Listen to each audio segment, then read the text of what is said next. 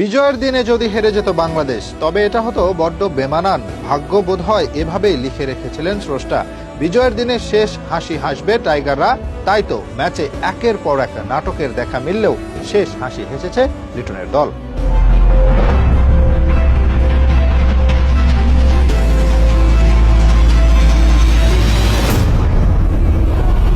যদিও ম্যাচে ক্যাপ্টেনের ব্যাট হাতে ছিল না কোনো অবদান, তবে একজন ভালো ক্যাপ্টেন কিভাবে দলকে সাহায্য করতে পারে সেটাই দেখিয়ে দিলেন লিটন। তার এক ইশারায় বদলে গেছে ম্যাচের ভাগ্য।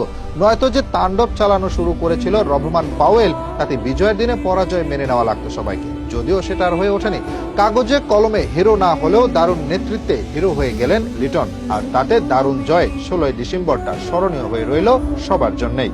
ওয়ানডে সিরিজে ধবল ধোলাইয়ের পর লিটনের নেতৃত্বে এবার টি-20 সিরিজে শুরুটা বেশ দারুণভাবে শুরু হলো বাংলাদেশের জন্য। টস জিতে বাংলাদেশকে ব্যাট করতে স্বাগত